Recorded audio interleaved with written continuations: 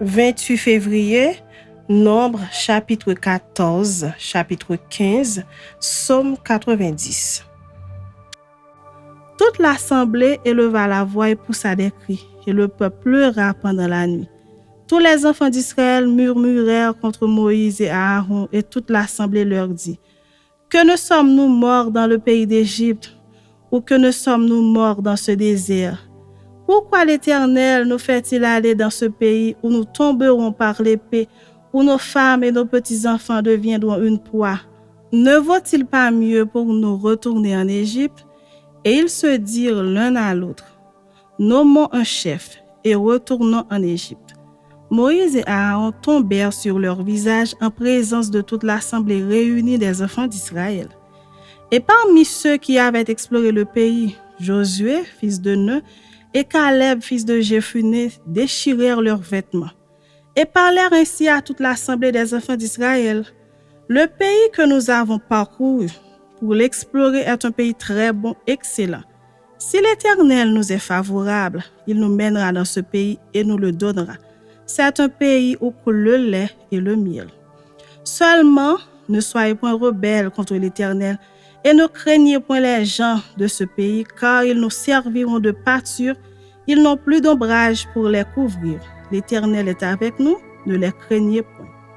Toute l'assemblée parlait de les lapider lorsque la gloire de l'Éternel apparut sur la tente d'assignation devant tous les enfants d'Israël. Et l'Éternel dit à Moïse: Jusqu'à quand ce peuple me méprisera-t-il? Jusqu'à quand ne croira-t-il pas en moi, malgré tous les prodiges que j'ai faits au milieu de lui? Je le frapperai par la peste et je le détruirai. Mais je ferai de toi une nation plus grande et plus puissante que lui. Moïse dit à l'Éternel: Les Égyptiens la prendront, eux du milieu desquels tu as fait monter ce peuple par ta puissance, et ils le diront aux habitants de ce pays: Ils savaient que toi, l'Éternel, tu es au milieu de ce peuple, que tu apparais visiblement, toi, l'Éternel, que ta nuée se tient sur lui, que tu marches devant lui le jour dans une colonne de nuée et la nuit dans une colonne de feu.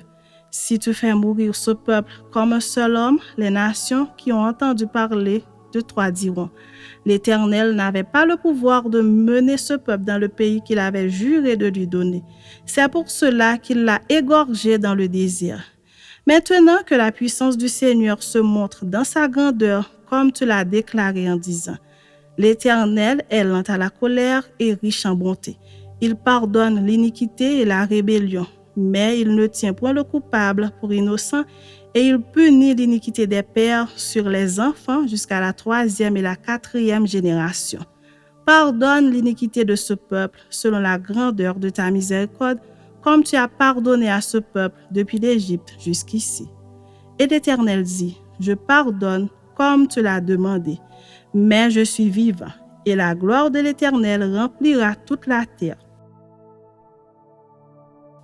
Tous ceux qui ont vu ma gloire et les prodiges que j'ai faits en Égypte et dans le désert, qui m'ont tenté déjà 10 fois et qui n'ont point écouté ma voix, tous ceux-là ne verront point le pays que j'ai juré à leur père de leur donner. Tous ceux qui m'ont méprisé ne le verront point.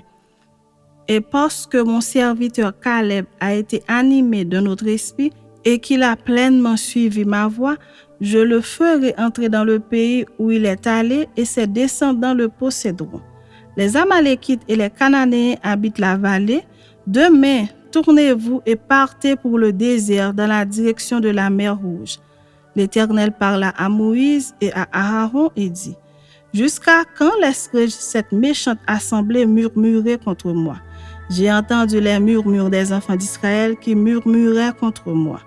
Dis-leur: Je suis vivant, dit l'Éternel, je vous ferai ainsi que vous avez parlé à mes oreilles. Vos cadavres tomberont dans ce désert, vous tous, dont on a fait le dénombrement, en vous comptant depuis l'âge de 20 ans et au-dessus, et qui avez murmuré contre moi.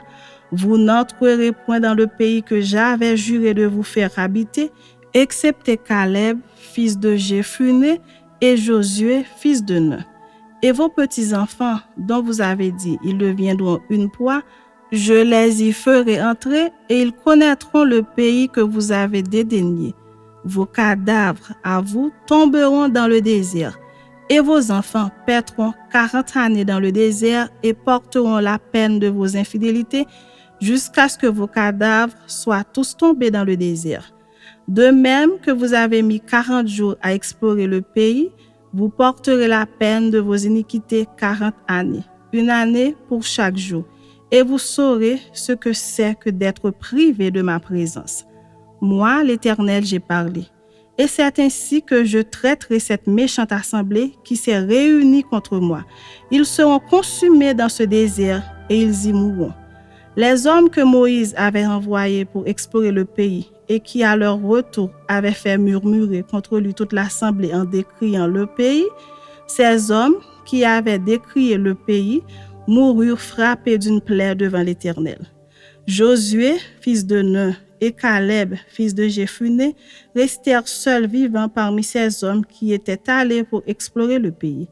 Moïse rapporta ces choses à tous les enfants d'Israël et que le peuple fut dans une grande désolation.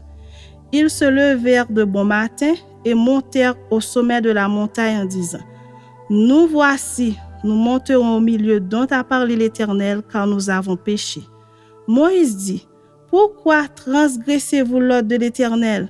Cela ne réussira point. Ne montez pas, car l'Éternel n'est pas au milieu de vous. Ne vous faites pas battre par vos ennemis, car les Amalékites et les Cananéens sont là devant vous, et vous tomberez par l'épée. Parce que vous vous êtes détournés de l'Éternel, l'Éternel ne sera point avec vous. » Ils s'obstinèrent à monter au sommet de la montagne, mais l'arche de l'Alliance et Moïse ne sortirent point du milieu du camp. Alors descendirent les Amalékites et les Cananéens qui habitaient cette montagne, ils les battirent et les taillèrent en pièces jusqu'à Horma. Chapitre 15.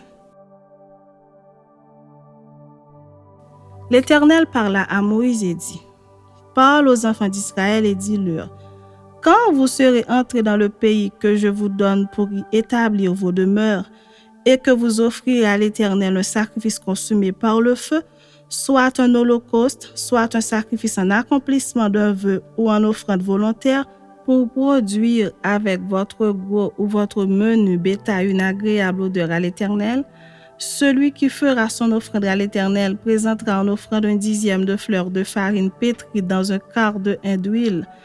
Et tu feras une libation d'un quart de hin de vin avec l'holocauste ou le sacrifice pour chaque agneau. Pour un bélier, tu présenteras en offrande 2/10 de fleur de farine pétrie dans un tiers de hin d'huile. Et tu feras une libation d'un tiers de hin de vin comme offrande d'une agréable odeur à l'Éternel. Si tu offres un veau, soit comme holocauste, soit comme sacrifice en accomplissement d'un vœu, ou comme sacrifice d'action de grâce à l'Éternel, on présentera en offrande avec le veau 3/10 de fleur de farine pétrie dans un demi-hin d'huile, et tu feras une libation d'un demi-hin de vin. C'est un sacrifice consumé par le feu d'une agréable odeur à l'Éternel. On fera ainsi pour chaque bœuf, pour chaque bélier, pour chaque petit des brebis ou des chèvres. Suivant le nombre des victimes, vous ferez ainsi pour chacune d'après leur nombre. Tout indigène fera ces choses ainsi lorsqu'il offrira un sacrifice consumé par le feu d'une agréable odeur à l'Éternel. Si un étranger séjournant chez vous ou se trouvant à l'avenir au milieu de vous offre un sacrifice consumé par le feu d'une agréable odeur à l'Éternel, il l'offrira de la même manière que vous. Il y aura une seule loi pour toute l'assemblée, pour vous et pour l'étranger en séjour au milieu de vous. Ce sera une loi perpétuelle parmi vos descendants. Il en sera de l'étranger comme de vous devant l'Éternel. Il y aura une seule loi et une seule ordonnance pour vous et pour l'étranger en séjour parmi vous. L'Éternel parla à Moïse et dit : « Parle aux enfants d'Israël et dis-leur : quand vous serez arrivés dans le pays où je vous ferai entrer, et que vous mangerez du pain de ce pays, vous prélèverez une offrande pour l'Éternel. Vous présenterez par élévation un gâteau, les prémices de votre pâte. Vous le présenterez comme l'offrande qu'on prélève de l'air. Vous prélèverez pour l'Éternel une offrande des prémices de votre pâte dans les temps à venir. Si vous péchez involontairement, en n'observant pas tous ces commandements que l'Éternel avait fait connaître à Moïse, tout ce que l'Éternel vous a ordonné par Moïse depuis le jour où l'Éternel a donné des commandements et plus tard dans les temps à venir, si l'on a péché involontairement sans que l'assemblée s'en soit aperçue, toute l'assemblée offrira un jeune taureau en holocauste d'une agréable odeur à l'Éternel avec l'offrande et la libation d'après les règles établies. Elle offrira encore un bouc en sacrifice d'expiation. Le sacrificateur fera l'expiation pour toute l'assemblée des enfants d'Israël et il leur sera pardonné. Car ils ont péché involontairement et ils ont apporté leur offrande, un sacrifice consumé par le feu en l'honneur de l'Éternel et une victime expiatoire devant l'Éternel à cause du péché qu'ils ont involontairement commis. Il sera pardonné à toute l'assemblée des enfants d'Israël et à l'étranger en séjour au milieu d'eux, car c'est involontairement que tout le peuple a péché. Si c'est une seule personne qui a péché involontairement, elle offrira une chèvre d'1 an en sacrifice pour le péché. Le sacrificateur fera l'expiation pour la personne qui a péché involontairement devant l'Éternel. Quand il aura fait l'expiation pour elle, il lui sera pardonné. Pour l'indigène parmi les enfants d'Israël et pour l'étranger en séjour au milieu d'eux, il y aura pour vous une même loi quand on péchera involontairement. Mais si quelqu'un, indigène ou étranger, agit la main levée, il outrage l'Éternel. Celui-là sera retranché du milieu de son peuple. Il a méprisé la parole de l'Éternel et il a violé son commandement. Celui-là sera retranché, il portera la peine de son iniquité. Comme les enfants d'Israël étaient dans le désert, on trouva un homme qui ramassait du bois le jour du sabbat. Ceux qui l'avaient trouvé ramassant du bois l'amenèrent à Moïse, à Aaron et à toute l'assemblée. On le mit en prison, car ce qu'on devait lui faire n'avait pas été déclaré. L'Éternel dit à Moïse, « Cet homme sera puni de mort. Toute l'assemblée le lapidera hors du camp. » Toute l'assemblée le fit sortir du camp et le lapida, et il mourut comme l'Éternel l'avait ordonné à Moïse. L'Éternel dit à Moïse, « Parle aux enfants d'Israël et dis-leur qu'ils se fassent de génération en génération une frange au bord de leurs vêtements et qu'ils mettent un cordon bleu sur cette frange du bord de leurs vêtements. Quand vous aurez cette frange, vous la regarderez et vous vous souviendrez de tous les commandements de l'Éternel pour les mettre en pratique, et vous ne suivrez pas les désirs de vos cœurs et de vos yeux pour vous laisser entraîner à l'infidélité. Vous vous souviendrez ainsi de mes commandements, vous les mettrez en pratique et vous serez saints pour votre Dieu. Je suis l'Éternel, votre Dieu, qui vous ai fait sortir du pays d'Égypte pour être votre Dieu. Je suis l'Éternel, votre Dieu. »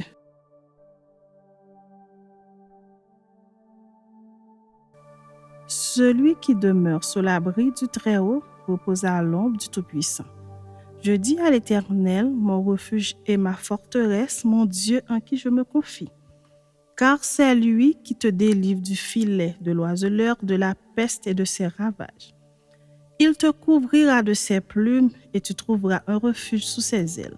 Sa fidélité est un bouclier et une cuirasse. Tu ne craindras ni les terreurs de la nuit, ni la flèche qui vole le jour, ni la peste qui marche dans les ténèbres, ni la contagion qui frappe en plein midi. Que 1000 tombent à ton côté et 10 000 à ta droite, tu ne seras pas atteint. De tes yeux seulement, tu regarderas et tu verras la rétribution des méchants. Car tu es mon refuge éternel, tu fais du Très-Haut ta retraite. Aucun malheur ne t'arrivera, aucun fléau n'approchera de ta tente. Car il ordonnera à ses anges de te garder dans toutes tes voies. Ils porteront sur les mains, de peur que ton pied ne heurte contre une pierre. Tu marcheras sur le lion et sur la spique, tu fouleras le lionceau et le dragon. Puisqu'il m'aime, je le délivrerai, je le protégerai puisqu'il connaît mon nom. Il m'invoquera et je lui répondrai. Je serai avec lui dans la détresse, je le délivrerai et je le glorifierai. Je le rassasierai de longs jours et je lui ferai voir mon salut.